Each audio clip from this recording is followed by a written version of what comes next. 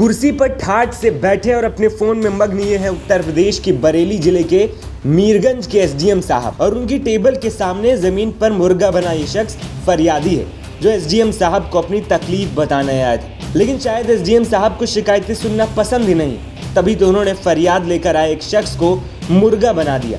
ये video social media पर जमकर वायरल हो रहा है, और हो भी क्यों ना जब जनता की सेवा के लिए बिठाए जाने वाले अधिकारी जनता के साथ ही ऐसा सुलूक करेंगे। वायरल वीडियो में दिख रहा है कि डीएम साहब कुर्सी पर आराम से बैठकर फोन चला रहे हैं और एक शख्स जमीन पर मुर्गा बना है। कुछ लोग शख्स के पीछे खड़े हैं जो एसडीएम साहब को अपनी फरियाद सुनाने आए।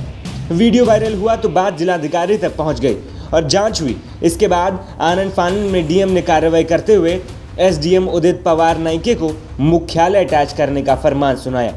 आज एक वीडियो मेरे संज्ञान में आया जिसमें उपजिलाधिकारी श्री उदित पवार के कार्यालय कक्ष में एक व्यक्ति को अपमानजनक स्थिति में जमीन पर बैठाया गया है।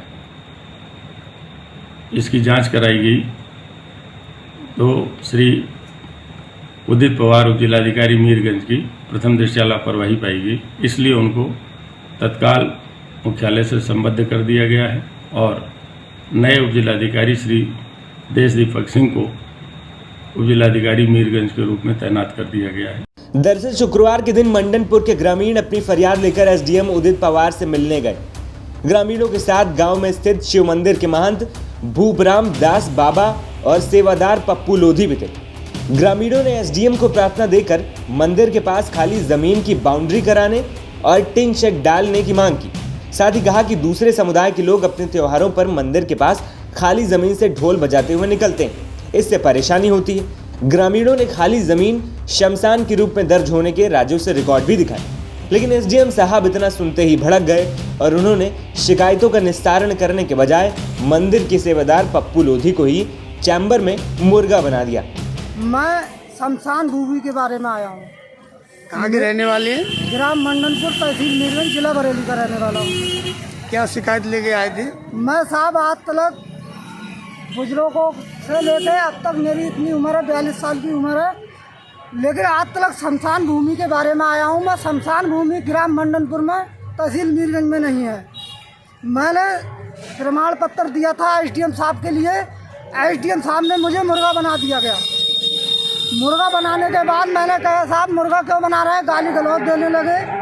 मैंने कहा साहब ये तो मैं 2 बार आपके ढाने आ चुका हूँ, तीसरी बार आया हूँ, मुझे न्याय नहीं मिला है। न्याय जब तक नहीं मिलेगा जब तक मैं मुर्गा बनने से नहीं हटूँगा। तो कहने लगे करते हो। और नाटक करने के बाद सर मैंने कहा सर ये तो नाटक नहीं कर रहे हैं, हम अपना न्याय मांगने आए हैं। हमारे ग्राम मंडनपुर में नहीं शमशान भूमि है और शमशान भूमि हमें दी जाए। तो कहते हैं तुम नाटक करने को ऐसे नाटक करते रहो। उन्होंने हमारी प्रमाण पत्र फेंक दिया। शमशान भूमि की जगह है तुम्हारी वहाँ? जी मेरे पास भी मैंने खतौनी लगा रखी है। मैंने खतौनी के आधार पर उनको प्रमाण पत्र दिया है। उसमें लिखा हुआ है कि कब्रिस्तान और मरघट शमशान भूमि का रकबा है। मैंने कहा साहब अगर वो कहते हैं कि कब्रिस्तान दर्ज है, शमशान भूमि नहीं है। मैं कहता हूँ साहब अगर शमशान भूमि नहीं है और मरघट नहीं है तो इसमें दर्ज क्यों किए गए? तो कहते हैं ये दर्ज किए गए हैं, ये तो पहले ही से दर्ज है, इसमें आपका कोई रोल नहीं है, आपको न्याय नहीं मिलेगा, आप जहाँ मर्जी चाहें हूँ जाइए।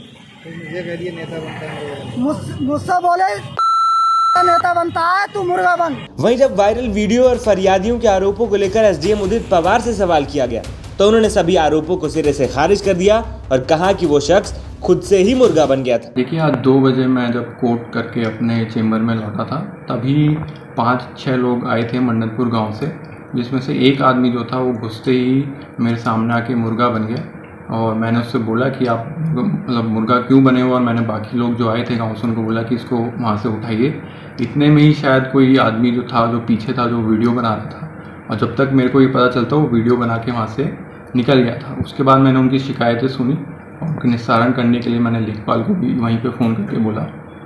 तो जो भी ये आरोप लगाए जा रहे हैं कि ये मैंने उस आदमी को मुर्गा बनाया वो गलत है, एकदम निराधार है। सर जो गांव वाले लोग थे वो क्या कुछ शिकायत लेकर आए थे आपके पास?